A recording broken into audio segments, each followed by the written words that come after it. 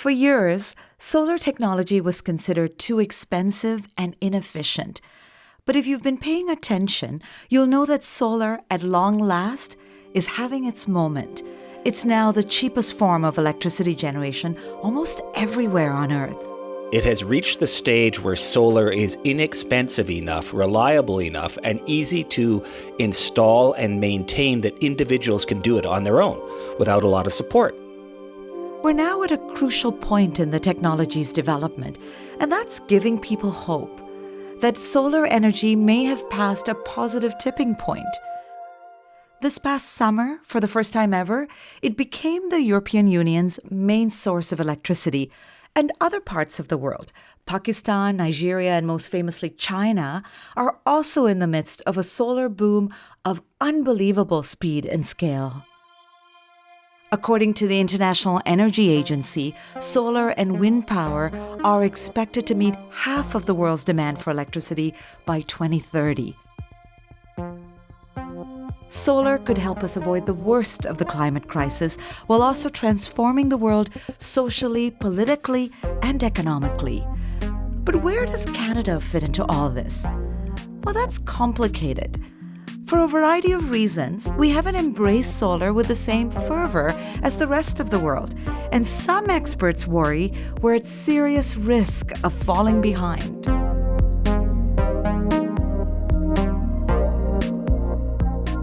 I'm Manjula Selvarajah, and this is Solve for X, Innovations to Change the World, a series where we explore the latest ideas in tech and science.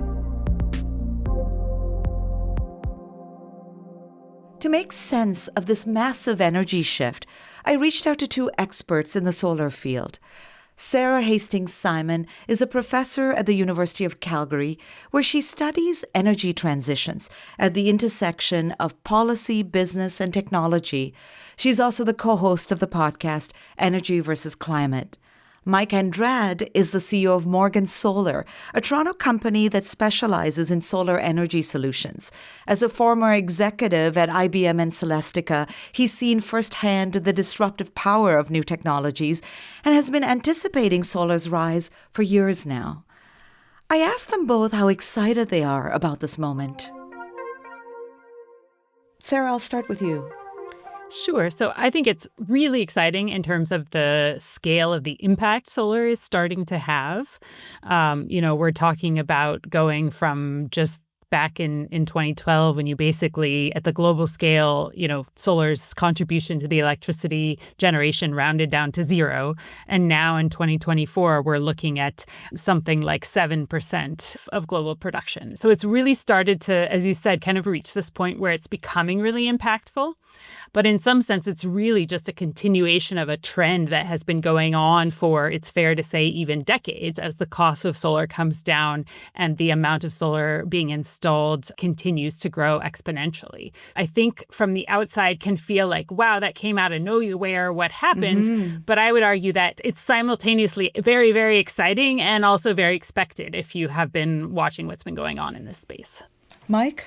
I've been in the industry since 2005, something like that. Almost kind of exhausted because it's such an intense industry, all that they call it the solar coaster. It's up and down and governments are weighing in and public opinion swings all around. So all of the things that go in place to really expand a technology are now in place for solar. This is inevitable. And what is now news for people is old news for us. So I think we're looking forward now. Yeah, sure, it's exciting. The real change is going to come now. I mean, I've heard you talk about how in Pakistan, the government there discovered how widespread solar use was by looking at satellite pictures. Is that right? Yeah, the first implementation of any disruptive technology is people just drop it in to the existing system. So, I'll replace a coal plant with a solar plant. So governments think that they can control the disruptive technology because we'll control who applies it and who puts it in the grid and what the pricing for it and all that. What happened in Pakistan is really, to me, the exciting part of it. It has reached the stage where solar is inexpensive enough, reliable enough, and easy to install and maintain that individuals can do it on their own without a lot of support. And so Pakistan was following the path of, we're going to implement some solar and Meanwhile, we'll just fit it into the grid. And the grid was unreliable and expensive. And so people just made their own decision to put solar on the roof of their house or their factory. And the only way that they found out, it's like the dog that didn't bark, that Sherlock Holmes story, is that you only know this has happened because there was an absence of demand on the grid. Even though Pakistan's economic growth and electricity consumption should have been increasing, they only found out why that was because they did the satellite views and saw all these solar on the roof they didn't even know existed. Sarah, are we at a point where the energy transition is inevitable? I think I want to say yes. I am pausing because in some sense, we are simultaneously doing the things that we need to do to transform our energy system and to address climate in a way that we never have before, and we're still not doing them quite fast enough. The fundamentals, the way that costs are coming down, as Mike said, the way that it is so inherently a distributed form of energy, which is not to say there won't be utility scale solar also, but it's a kind of system that is very hard to block centrally. You can certainly slow it down, as we've seen, for example, in Alberta, where I'm sitting. But in the last 2 years, we installed as much solar globally as we installed in the first 68 years of installing solar, right? So, wow. I mean, that's just another way of saying it's growing exponentially. I think as humans, we're not very good at wrapping our head around just how big exponential growth is. This year in 2025, we're on track to beat the record that was set last year in 2024. So the solar growth is really just moving ahead. So very quickly, for some of our audience that may not understand the reference to Alberta, can you quickly explain what that is? Sure. So in Alberta, we had a couple of years back now, some new rules put in place. Well, really first a pause on new utility scale solar installations, and that a set of rules put in place that limit where solar can be installed. This is not, I should say, it's not totally unique to Alberta. You're seeing some of this kind of pushback in various places across North America, for example. But basically, laws that are making it harder to build utility scale solar plants. Now, so what we have now, I mean, we've mentioned it a couple of times in the conversation already, is that solar is now the cheapest form of energy on the planet. And in some sense, I think the prices have fallen faster than even experts expected. What changed, Sarah? How did it get so cheap so fast? From a very fundamental level, I would say the reason that solar has been getting so cheap, while, for example, you haven't seen other fossil fuels continuing down a similar curve, is that with a non-renewable resource, once you extract that oil or that natural gas, you have to find oil and gas that's much, much harder to extract. Whereas in solar, you know, we're lucky that the sun comes up the next day, hopefully, otherwise we have bigger problems. And so more of your cost reductions are able to go to your bottom line because you're not fighting this declining resource. Now, if we look at solar directly, its cost declines have been not totally dissimilar from some of the consumer electronics that we may be familiar with, right? So depending on your age, you know, I remember our first family computer didn't have a hard drive. You had to put a disk into it to boot it up. And we've seen those prices, we've seen those prices fall too. Exactly. So you have basically a combination of economies of scale. You have learning by doing. So companies have gotten better at building things. And then also added in there is improving efficiency of the solar panels themselves, which means that the costs come down. And so all those things have come together to drop the cost dramatically, more than 99% since the 1970s, for example. Mike, you know, I think about that journey that Sarah's just talked about, a personal computer and the prices dropping, and now the price of solar dropping so much. Why didn't we see this coming? Well, some of us did. My journey to solar came from technology, and it was formed at IBM when I was working there, and the PC was disrupting the mainframe. And then we saw the same thing happen when digital packet switching was disrupting like twisted pair copper for communication. And then we saw it in storage devices as he moved away from platters of rotating disks into solid state arrays. Somewhere around there, we said, this is not just isolated to computers or to communications. The meta level change is that if you can move away from mechanical to electronic things that are modular, you unlock a couple of things. One was the Wright's Law thing that Sarah talked about. But when you can turbocharge that by also having some sort of efficiency per widget, which is, most famously Moore's Law. But when you can combine those two things, they remorselessly move forward and just outcompete everything. So it's almost this case of where, as a tech veteran, you saw this happen again and again, and you said, well, here's a space that's ripe for it. Correct. So, Mike, what do you think, when you look at sort of cheap solar energy, what do you think that could unlock for the planet? I mean, I think the lesson from history, tech history, is we first consider the new tech as some new shiny version of the old tech, right? So right now we just think, okay, it's unlocking cheaper electricity to be used the way we're using it now. However, just like we've seen with, I'm going to say, the internet, I mean, we thought we knew what was going to happen during .com, and it's turned out to be very different, some of that good, some of that bad. Same thing when we got into mobile computing. Some of what we thought is, cheaper phone calls, but not completely different business models. So the first thing I'm going to say is we should not pretend that we would understand what a new disruptive technology is going to enable, because what we do is we walk into history looking backwards, right? And so we say, it's going to just be a cheaper form of X. Or maybe if we're imaginative, we say, the fact that we can put it on the roof gives, power and control, basically literally power to the people. My belief, though, is because it's ubiquitous and inexpensive, it essentially democratizes energy, which is a fundamental building block for human evolution, and allows us to figure out in a very granular way, I only need 1 panel, 2 panel, 3 panel. And that will just turn into things that we have no idea, because there's billions of people who are going to figure out how do they use their energy, because they use it every single day. What you're talking about is, because this is not just about, I get cheaper energy, but unlocking sort of creative ideas in the brains of people who are going to go forth and do all sorts of things with it. And that could even mean changing relationships between countries in the world. It could change how a city looks like, but it could be as big as changing how countries work with each other and what we depend on each other for. And because energy is more universal than any of those other technologies, I expect that the impact is going to be broader and more universal and all-encompassing. And because it's going to be from a bottoms up, it's far less predictable. And you could even argue that energy has been the purview of countries and the way that governments get power and regions assert power and why wars are started. It has macro geopolitical implications that occur faster and less predictably than other energy or any other technologies as well. Sarah, I'm going to take us from that global picture to this country.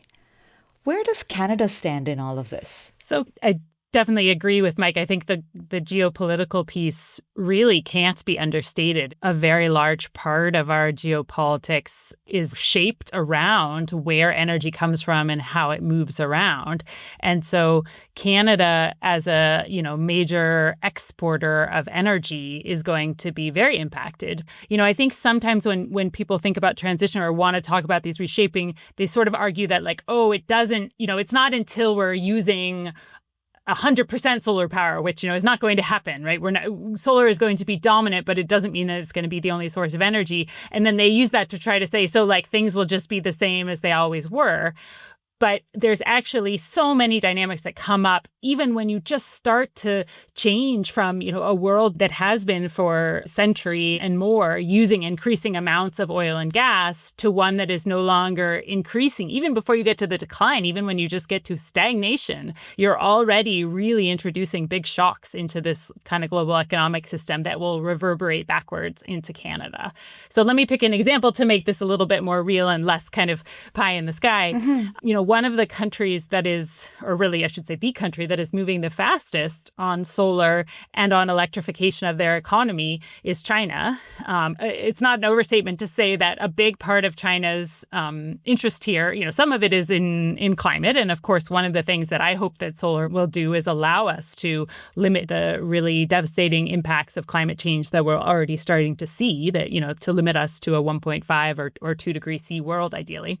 And that's part of China's motivation motivation. But another really big part of China's motivation for installing solar and electrifying their economy is to produce their energy at home and to stop being a major energy importer. Exactly. It's independence. The same thing. I spoke recently, actually, for our podcast with an expert from India. And, the same thing there. There is a real desire to not get locked into the cycle of continuing to purchase energy elsewhere. And so bringing that back home to Canada, I think it is unavoidable that it's going to have some serious impacts on the quantity and price of the energy exports. And here again, with my Alberta hat on, I'm thinking of things like oil and gas. It's going to have a serious impact on the demand for those products, and you're already starting to see the actually 2- and 3-wheeler electrification that's happening in China and starting to happen more in India. You're already starting to see that take a meaningful bite out of the global demand for oil. Where do you think things stand now? Is Canada a front runner here? Are we a laggard? In terms of installing solar? In terms of solar adoption? I mean, we're definitely on the slower side, I would say, if you compare us to the US and to various places in Europe. That said, we did see just very recently, in less than 5 years, really dramatic growth of solar in Alberta and in my home province, actually, vastly exceeding the long-term forecasts that the system operator had. So we are starting to see that growth happening here.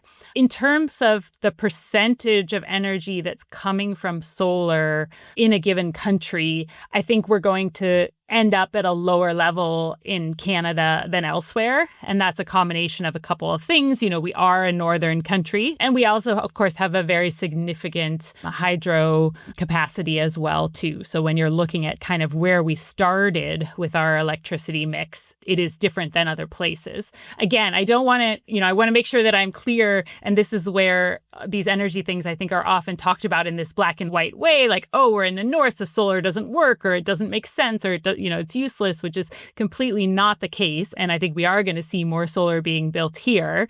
I'm really just saying that we're very unlikely as a country to see as much of our energy coming from solar as, say, closer to the equator, even down into the southern United States. Where we will see the adoption happen a lot faster. Yeah, and it's perhaps just easier to integrate these very, very high levels of solar on an annual basis.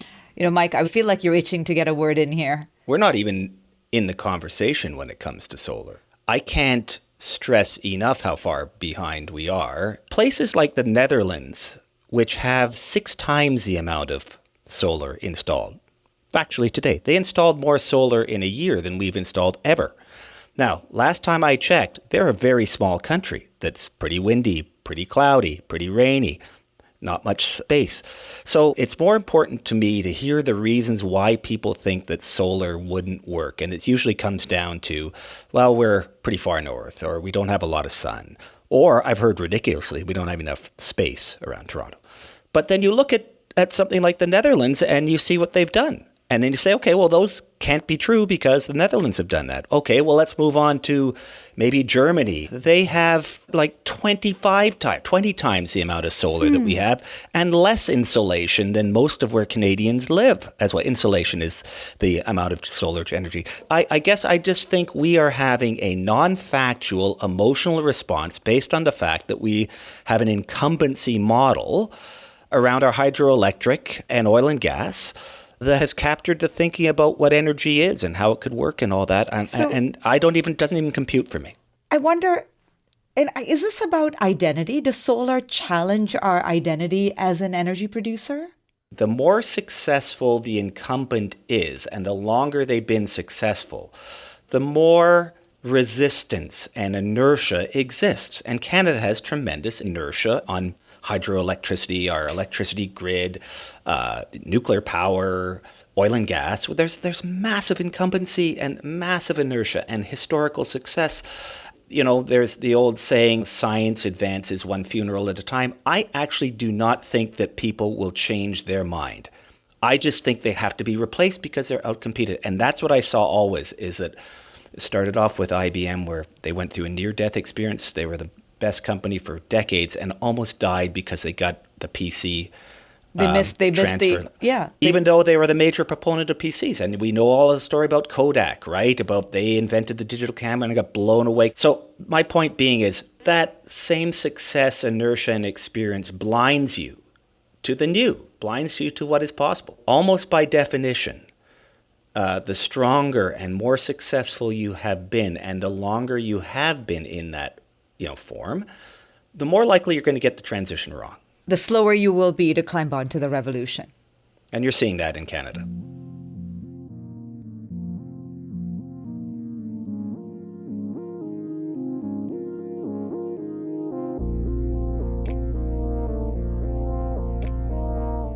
Moving from an old technology to a new one can be extremely challenging, and this is even more true with a major energy transition where you need to build all new infrastructure, retire old assets, and keep the whole thing running at the same time.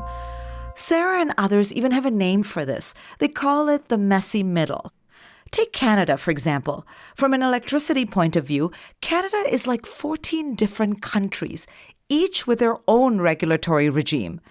So I asked Sarah what challenges we'll need to clear to get through this mid-transition. Often technology doesn't get adopted in a place because people just aren't really even aware of it. And I mean, I know that sounds kind of crazy to say like, oh, well, people aren't aware that solar exists, but they may lack the information about exactly the costs of it and so forth. And I think you see the result of that if you look at what's happened in Alberta. You basically had, no solar and you had a government procurement. And on the back end of that, at the end of 2024, we had 1.8 megawatts of solar capacity installed in the province. So to give you something to compare that to, our total electricity generation capacity in Alberta is around 20 megawatts. It's substantial. Which is, again, capacity factors are different and, we could quibble about how you calculate that exactly. But I think it's fair to say that that's a substantial amount of solar that essentially came out of nowhere.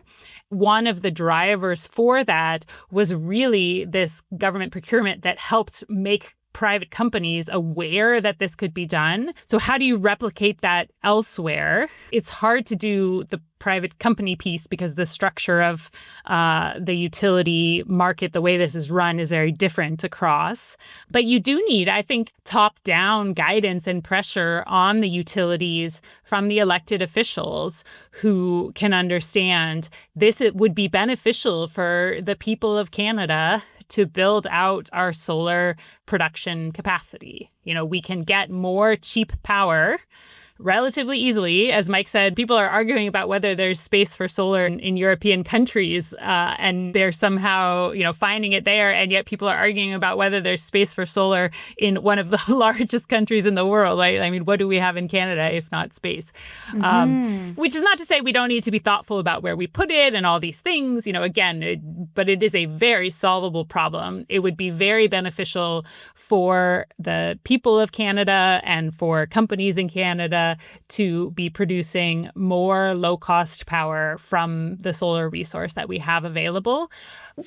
I'm curious, since we've spoken about ways that Canada's not sort of jumping on this revolution, but I'm sure there are bright spots. Where are you already seeing signs of change? I know that, Sarah, you've mentioned this sort of one change in Alberta. Mike, are there places that you see, the Sun Belt, or places that you see change happening when it comes to the adoption of solar?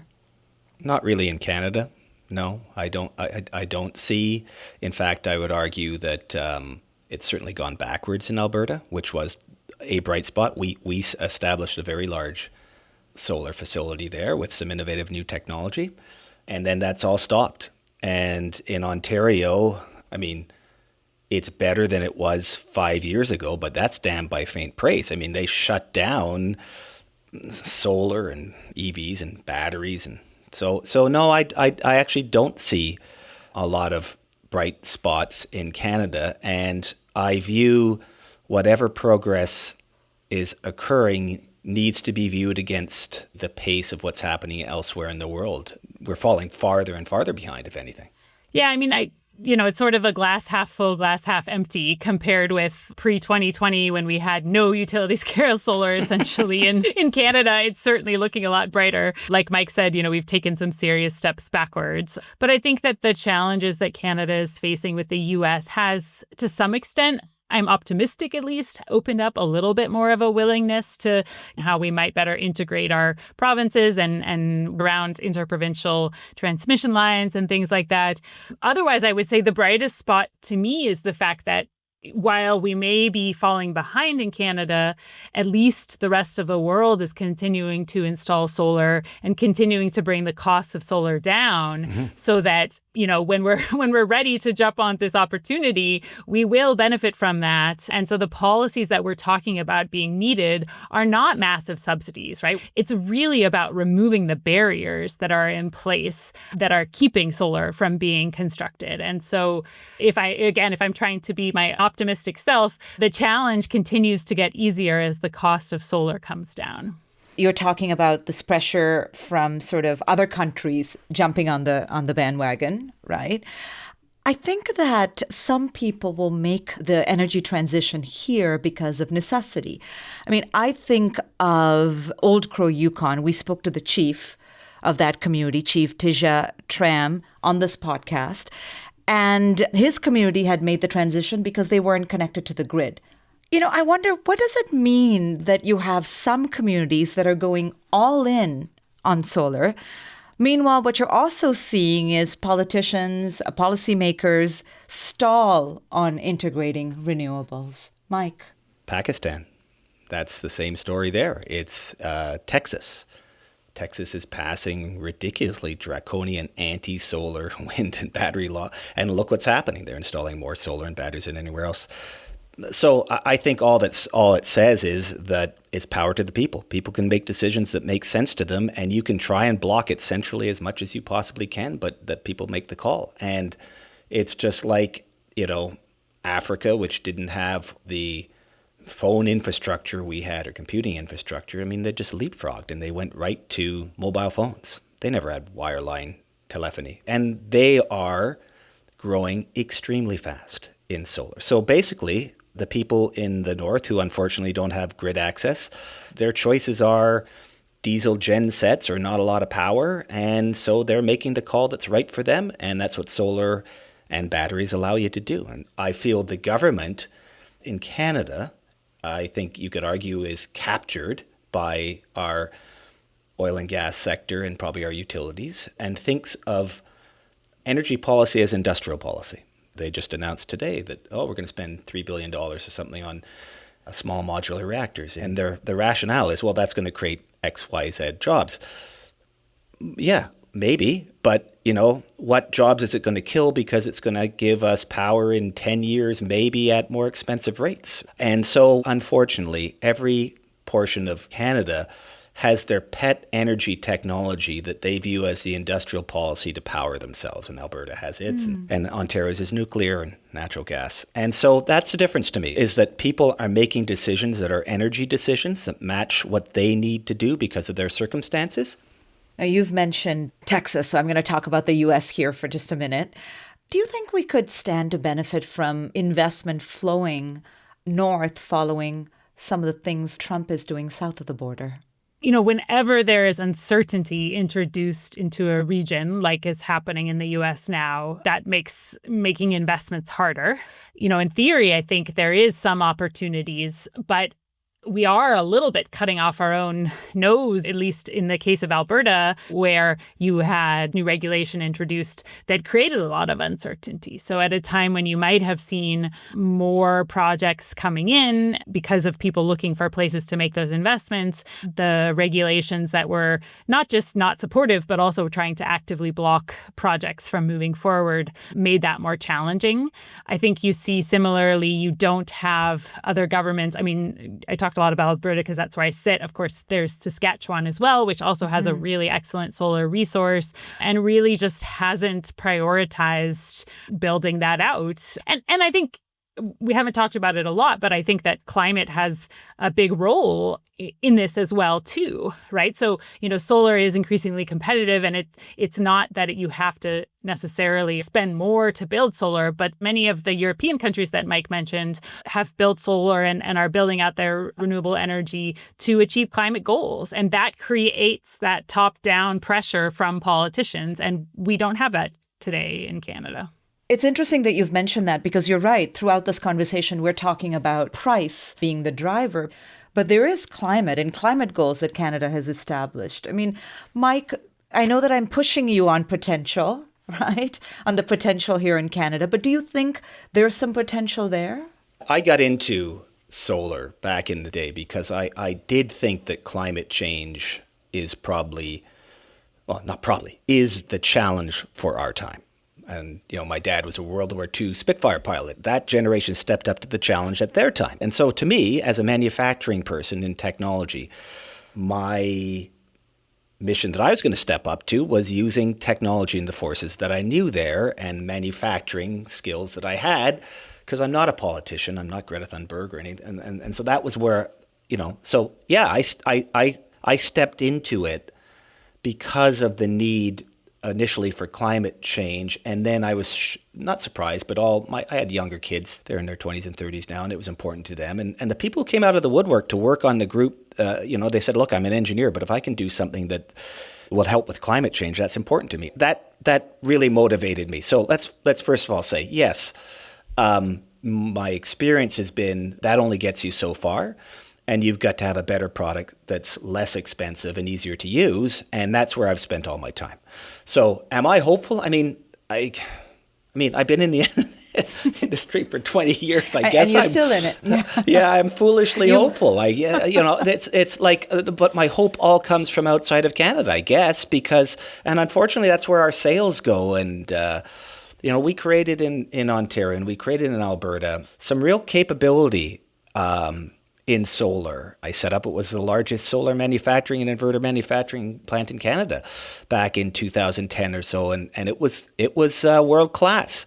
And then we got rid of the environment that was supportive of that, and we lost it. So I feel that the moment is coming again, because I think there is this realization around the world. And it's not a realization, it's an execution around the world that solar is the dominant thing. More money is being spent on it than anything else. It's generating more power than it. So it's just factual.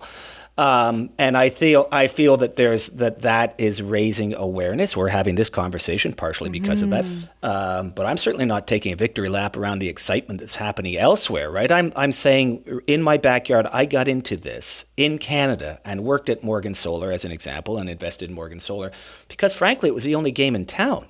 Like Morgan Solar, sadly, has more patents than all the other Canadian-owned solar companies combined. And that's not saying a lot, unfortunately. So my experience from working at the branch plants of multinationals and this sort of thing is that unless you control the intellectual property, unless you have the board seats, unless you own most of the shares, the value of creating anything goes outside of the country. So I'm making my stand here with these small companies and stuff like that out of hope, but not because of the environment here. Yeah, you want to see other players enter the field too. Yes. So I want to shift us from this discussion to kind of envisioning the future. I want us to take a moment. Sarah, sort of looking ahead, what do you see? Continued accelerating growth of solar worldwide. I think that is, inevitable and unstoppable.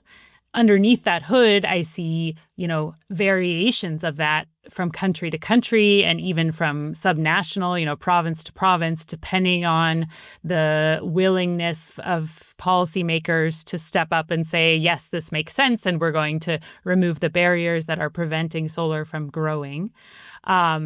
To be optimistic, I really hope to see a future where solar is, and I think it has a real potential, is playing a big role in bringing electricity to the many people around the world that don't have access to electricity today. I think that solar and kind of microgrid systems for that are much more promising than other options. And I hopefully see, a return to more growth of solar in my home province here in Alberta, where we are lucky to have some of the sunniest parts of Canada. And painting a really positive picture, I see strong collaboration between provinces, strong interconnections between BC and Alberta, where we're exporting lots of solar power to them when the sun is shining, and they're sending back hydro over that transmission line to us when it's not. And at every scale, basically, the utility grid working in a smart way to use that power when it's available from the sun. People charging their EVs in the middle of the day, batteries that are able to kind of carry us over, as we're seeing working very well in Texas and California, carry you over through the evening hours. And all of that against a backdrop of electricity and broader energy system that has decarbonized, so that we are not seeing accelerations of the climate disasters that we're really sadly already starting to see. And that we're really feeling in some parts of the country, especially Alberta, right, with wildfires and things of that nature. Mike, what is one lesson here, one lesson that we can take away as we innovate to solve other problems with technology? In this particular case, when it comes to sun, I don't see how it doesn't work for us, because the sun shines on everyone in the world. Everyone has access to it. And so giving the people the tools to use the sun the way they want to use the sun to better their lives is perhaps, in my opinion, outside of maybe using fire or something like that, is maybe one of the most fundamental technological adaptation we could pursue that's beneficial to everyone. It's democratization of power, as opposed to having these centralized, often malignant actors controlling our access to one of our most fundamental needs as humanity. That's to me is the lesson here for us, is that we have a chance to shape a fundamental human right with a technology that should be good for everyone.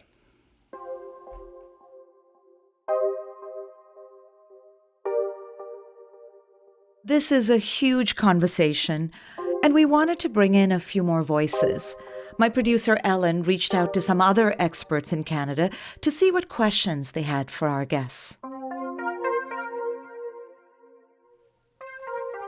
All right, so here I go. I'm going to play this. Let me know if everyone hears it properly. This one comes from Chris Caners. He's the general manager of Solar Share. It's a cooperative-run solar company based in Toronto. One of my favorite things about solar energy is that it allows people to produce their own electricity where it's needed. Unfortunately, policy often stands in the way. I'd like to ask Sarah and Mike, if you had full control over energy policy, kind of like a magic wand, how would you accelerate the uptake of distributed solar in homes and businesses across Canada? Magic wand question. I love these. Sarah, do you want to take a stab at it first? Sure. I'm wondering when I get my magic wand. I keep getting questions like this, and I'm hoping for the day I actually get it. But it's in the mail. Excellent. So if I had a magic wand to do with distributed solar, I would really push hard on the community solar options, right? So distributed solar is great, but it is limited in who's able to invest in it and be a part of it. And so, right now, if you want to, and you own a home and it's facing in a reasonable-ish direction, you can put solar on your rooftop. I think we need more policies that enable people that don't own homes or whose homes don't have the right kind of orientation to be able to invest in things like community solar gardens. And I believe Denver, I think, places in the state of Colorado have done a really great job of this kinds of policies that encourage this kind of solar garden, that even require low-income ownership. So making sure that opportunity is being made available for a large range from society, and that really we're allowing as many people as possible to engage with energy in this way. I think that would be a great role for policymakers.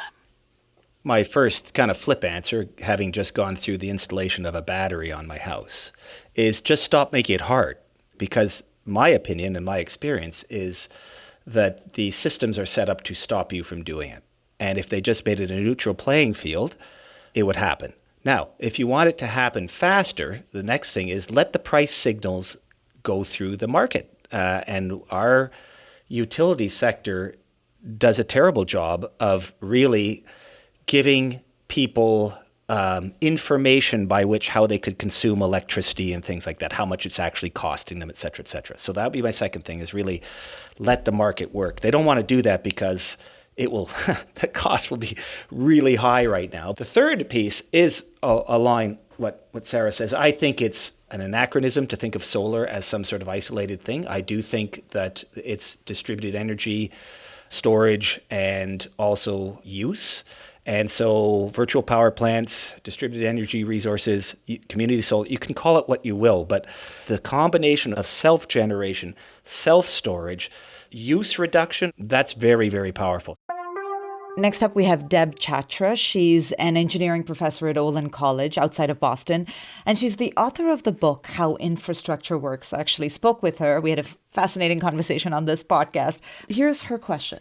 Right now, I'm on leave from my college, so I'm calling in from Vancouver, BC, on the unceded territories of the Musqueam, Squamish, and Tsleil-Waututh nations. So I have really smart, thoughtful readers and audiences, and when I talk about the transition to renewables and what it enables, I'm often asked about batteries and the need for lithium. Part of my answer is always that there are many ways to store energy. It's not just lithium batteries.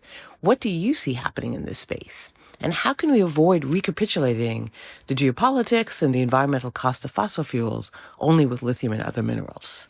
Sarah, I mean, batteries are key to the journey that we're talking about here. Your thoughts? What I would say to people is if you're worried about how much stuff we're taking out of the ground for our energy system, then you should be pushing as hard as you can to electrify, because it takes a lot less raw materials to run a system off electricity with renewable energy than it does to run a system off of hydrocarbons that we're digging out of the ground and burning. That said, we do need to improve the way we extract resources around the world. And, we have, I think it's fair to say, failed over and over again at respecting land rights, at dealing with liabilities. This is a very important topic, and it does need more work to be done. But it's not a matter of it is going to get somehow worse if we're doing this with electricity. In fact, it's going to get better in terms of the total quantities. We also need to think about how we use less energy overall as part of moving forwards. But it's far from a reason not to move to a solar and renewable based system.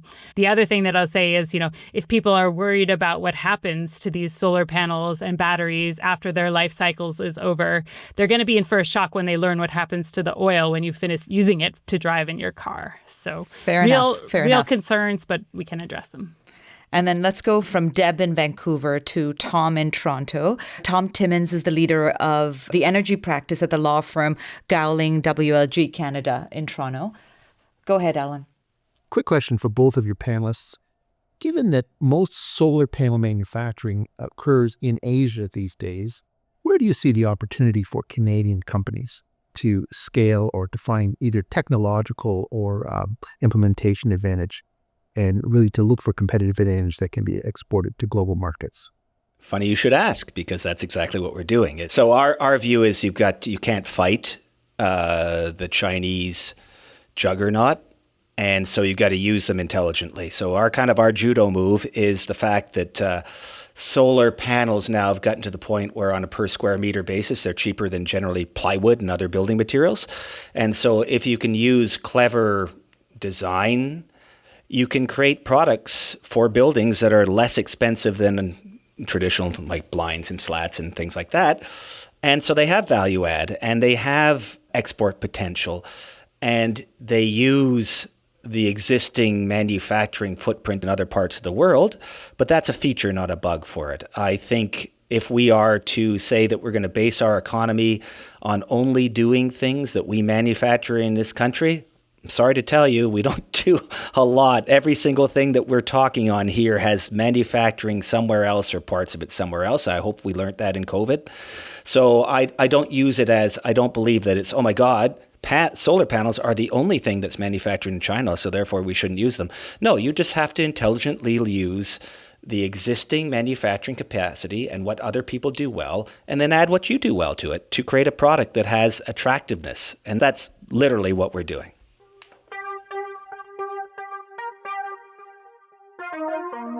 Should we try one more from Deb just in case? Just as one? Just Why to don't try we? it? Yeah, Okay. yeah.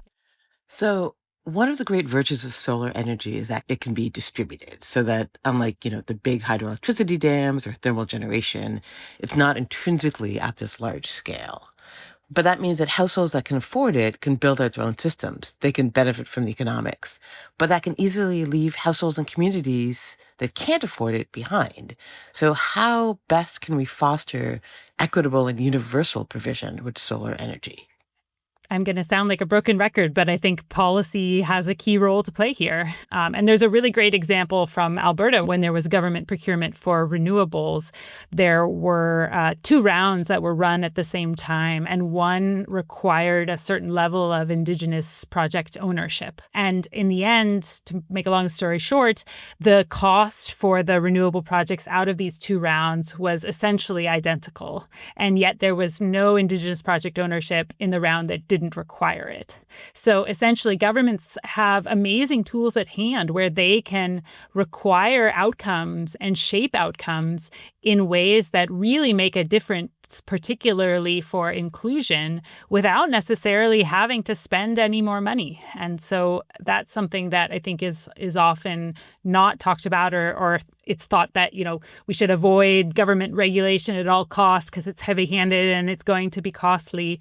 But governments are elected to achieve certain goals, and they should be willing to put requirements in place to achieve those when they're in the society's interests. And so same applies with solar and ownership. We need to make sure that we have structures in place, not necessarily for every single project. You don't want to overcomplicate things, but making sure that there are structures in place that don't allow for people to be left out or left behind. I think it's an opposite problem. I think that the grid and the centralized provision of electricity is expensive and growing ever more so all the time. And the way that the government is dealing with that is papering it over by giving people rebates. And so they are not addressing the problem. They're just financially putting a Band-Aid on it. So I guess my point being, I see the solar system way better than the current system. We got a problem with the current system with affordability. So what you've got to do, though, is allow and stop the utilities to have their stranglehold on electricity. And so you have things like balcony solar, and you can buy a kit in IKEA in Europe, right?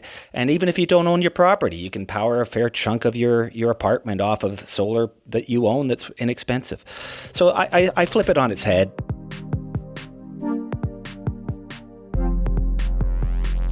That was my conversation with Mike Andrade and Sarah Hastings Simon. It was recorded remotely in late October of this year. Solve for X is brought to you by Mars.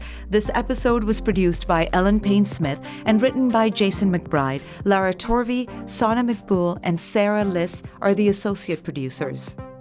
Max Swain composed the theme song and all the music in this episode. Gab Harpel is our mix engineer. Catherine Hayward is our executive producer. I'm your host, Manjula Selvarajah. If you like this episode, please do rate, review, and share. It really does help. And stay tuned for new episodes coming soon.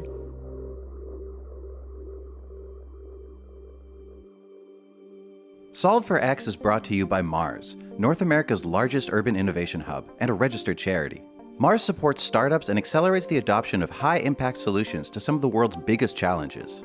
For more information, visit marsdd.com.